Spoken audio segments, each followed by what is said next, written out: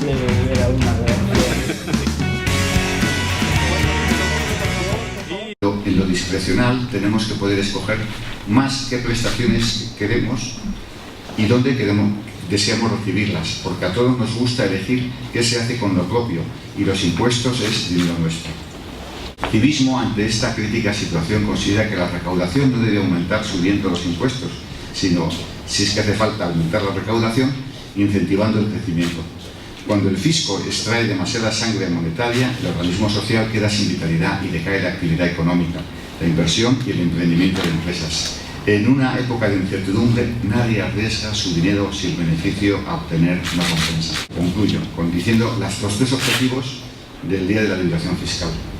Que los políticos sean muy responsables a la hora de gastar el dinero público y hagan los recortes en el gasto estructural y no productivo. Segundo, que cada contribuyente sea consciente de lo que le cuesta el estado de bienestar y con ello sea prudente cuando reclame servicios y valore la oportunidad del ticket moderador en algunos servicios no básicos. Y tercero, conocer las diferencias de la presión fiscal entre las distintas comunidades autónomas para estimular una sana competencia fiscal. Y nada más. Yo les quiero presentar ahora a quienes me acompañan en la mesa. En primer lugar, les quiero presentar, ya lo he dicho, a nuestra jefe de investigación, Cristina Mereche, y sobre todo a la persona que no necesita ninguna representación, que es don Pedro Suárez. Pues bien, les voy a presentar al trabajador medio. Es un contribuyente que cobra 24.400 euros al año. Está casado, tiene un hijo y piso en propiedad. Además, posee un Seat Ibiza y gasta 200 euros al mes en gasolina. También fuma y bebe. Como ven, le gusta cuidar su salud y la de Hacienda. Este contribuyente trabaja 54 días para pagar el impuesto sobre la renta, 32 para el IVA, 23 para la seguridad social, 14 días para los impuestos especiales como la gasolina, la electricidad, el tabaco y el alcohol, y otros 7 días más para pagar los impuestos municipales. Estamos hablando del IBI, del impuesto sobre bienes inmuebles, y el impuesto sobre el impuesto de circulación. En total son 130 días y 8.667 euros para pagar a la administración. Además, las subidas de impuestos implementadas en el último año le han supuesto 6 días más de trabajo, 367 euros por la subida del IVA, la de septiembre del año pasado, y 43 euros por la subida de impuestos municipales y autonómicos. Estas subidas además están agrandando las diferencias fiscales entre las comunidades autónomas. Actualmente hay una horquilla de hasta 12 días y 780 euros entre el País Vasco y Cantabria. Os preguntaréis por qué. Pues bien, en Cantabria el impuesto sobre bienes inmuebles está muy por encima de la media. Además, esta comunidad ha optado por aplicar al máximo el recargo autonómico permitido sobre la venta de los combustibles. Se refiere al así llamado o mal llamado céntimo sanitario. En Castilla-La Mancha también han tenido que trabajar 9 días más este año por la subida del IVA y por la aplicación del céntimo sanitario. Pero ¿cómo consigue entonces el País Vasco una subida de presión fiscal de tan solo 4 días cuando la media nacional es del 6 y además está reflejada por la subida del IVA? Pues bueno, esto es porque las diputaciones han optado por deflactar las tarifas del IRPF y también han decidido no aplicar el recargo autonómico, que era un impuesto opcional sobre la venta de hidrocarburos. Así han conseguido contrarrestar parte de esa subida del IVA que se ha realizado a nivel nacional. En el informe también hemos querido analizar el esfuerzo fiscal en función de la renta. El esfuerzo fiscal crece con el salario bruto. Estamos hablando de más de 2 meses de diferencia entre un mileurista y un trabajador acomodado. No obstante, si se suman las cotizaciones a la seguridad social pagadas por la empresa, las diferencias de esfuerzo fiscal entre las rentas se reducen a tan solo 27 días. ¿Cuál es el motivo de este comportamiento? Aparte del efecto que tiene el impuesto sobre el consumo, el IVA, se debe a la fiscalidad del trabajo.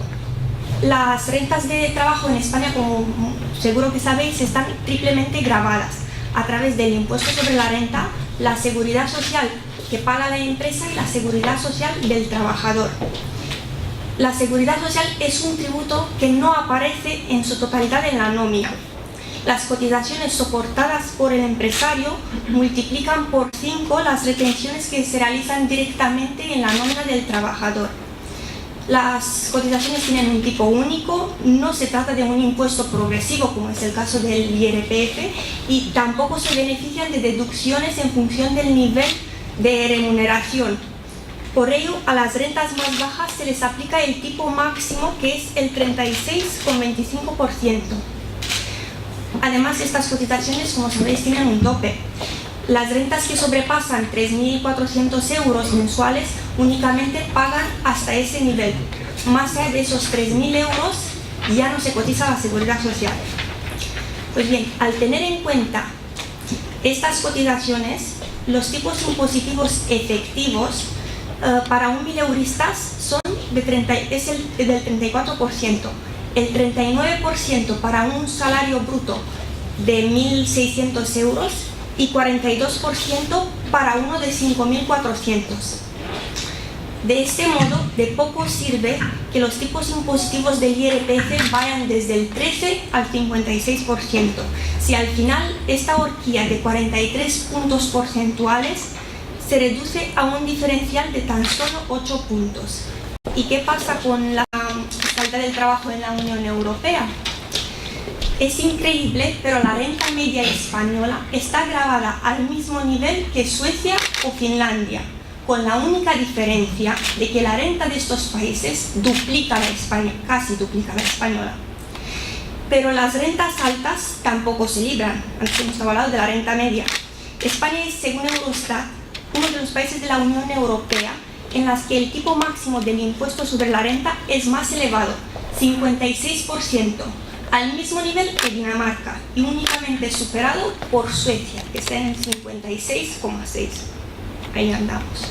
La pregunta que todos nos hacemos es ¿qué es lo que le pasa a nuestro sistema fiscal? La Tax Foundation de Estados Unidos establece una guía sobre las características básicas que tiene que tener cualquier impuesto.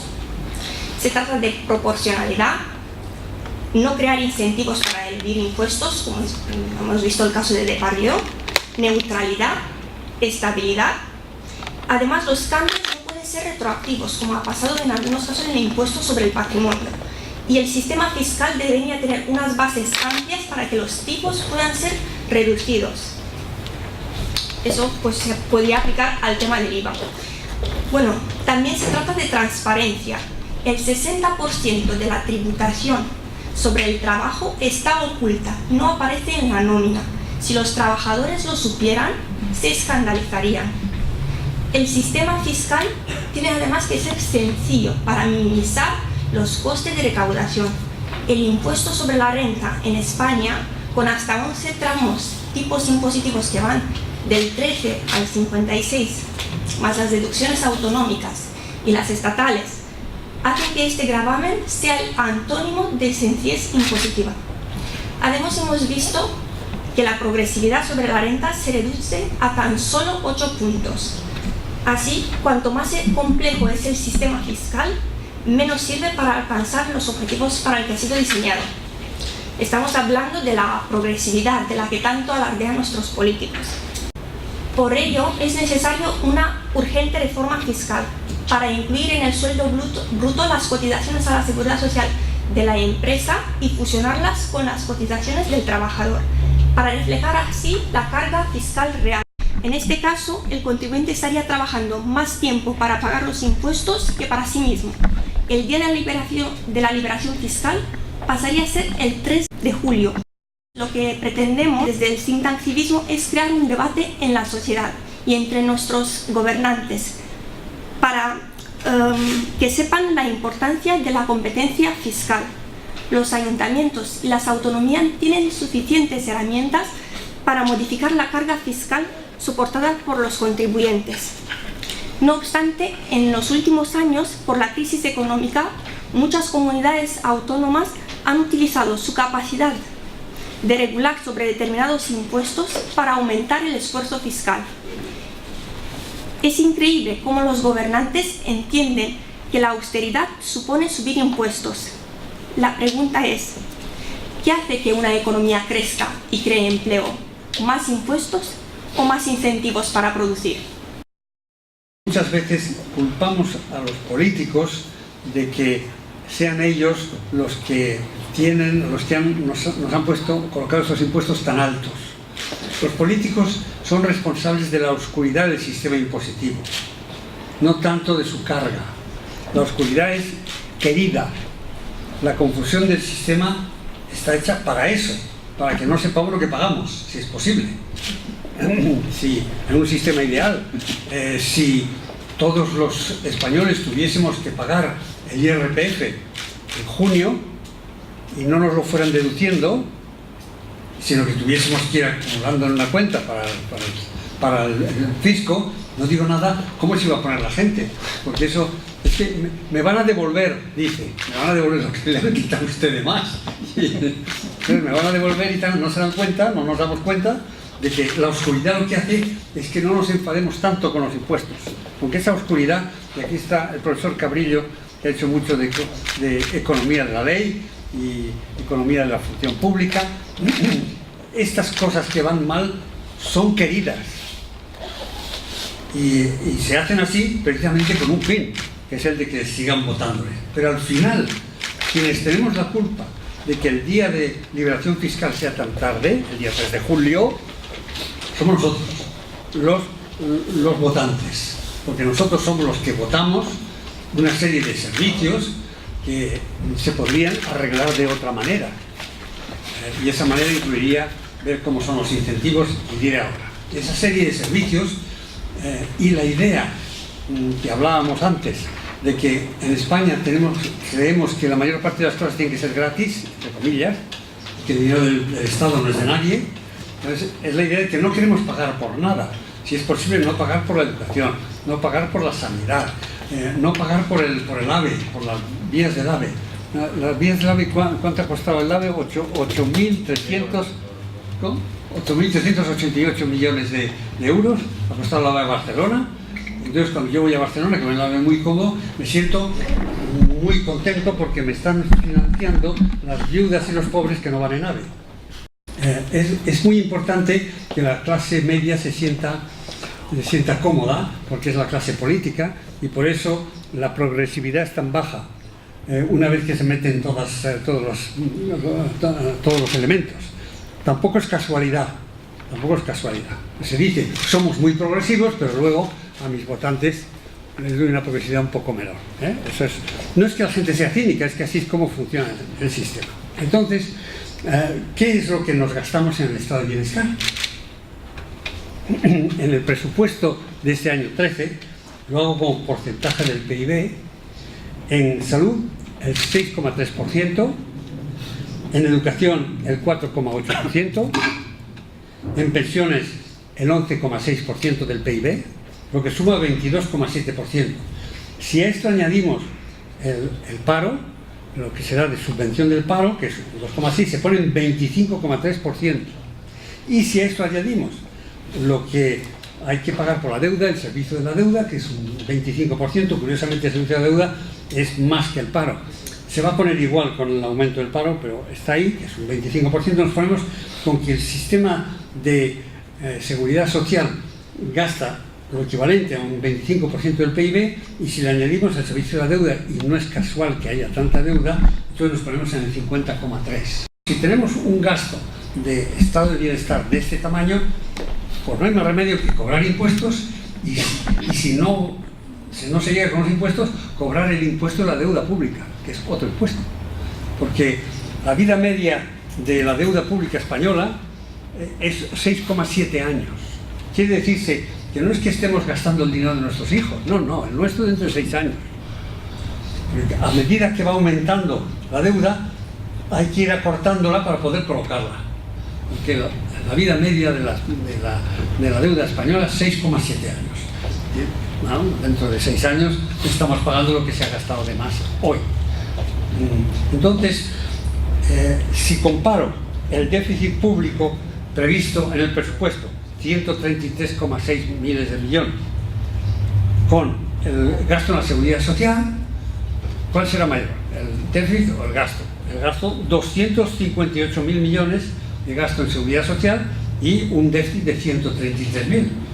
No es casualidad que el déficit tenga que ser tan grande. Es posible cargar impuestos inmediatamente y hay que aplazar un poco, 6 añitos, aplazamos los impuestos para que no recaiga lo que se gasta ahora de esa manera.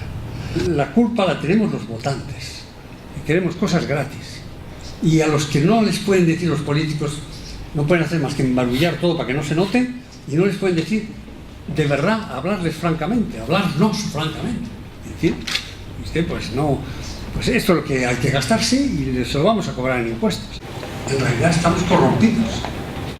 ¿Por qué a los suecos, a las familias suecas, no se les permite poner en la educación algo más que el bono que reciben? Porque consideran que eso favorecería a los ricos. En realidad, una idea fundamental de nuestras democracias es que los pobres son despreciables, porque no saben nada, no pueden ahorrar, y si no les ayudas, la educación no lo valoran.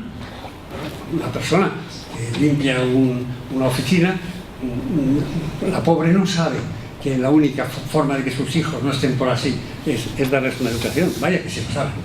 Entonces, estoy planteando, como aquí no me oye nadie más que la prensa, estoy planteando una cosa fundamental, que es que este sistema, esta carga fiscal, se debe a los votantes y a los políticos que lo embarullan para que los votantes no se den cuenta.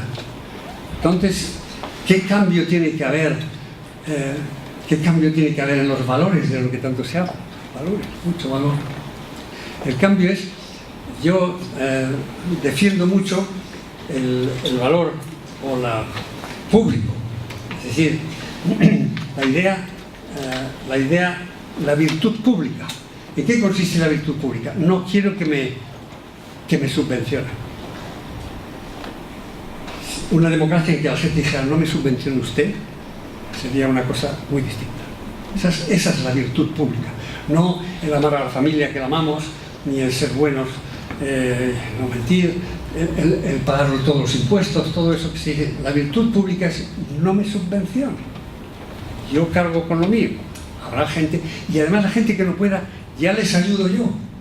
Se ha olvidado que las fortunas privadas en muchos sitios y en el pasado eran las que atendían a estas dificultades, estos problemas. Cuando voy al Museo del Prado con franceses, les digo, todos estos cuadros son comprados, no como el Louvre, donde fueron robados. Comprados porque la monarquía, los reyes y otros compraban esos cuadros y luego se han dejado a la nación. Se ha olvidado eso de que la gente puede patrocinar el arte, el teatro, la música, la seguridad social, los hospitales, la enseñanza, todo eso se ha olvidado. Entonces, con este discurso tan pesimista, quiero decir que es el que corresponde a que hasta el 3 de julio estaremos pagando algo que no deberíamos pagar.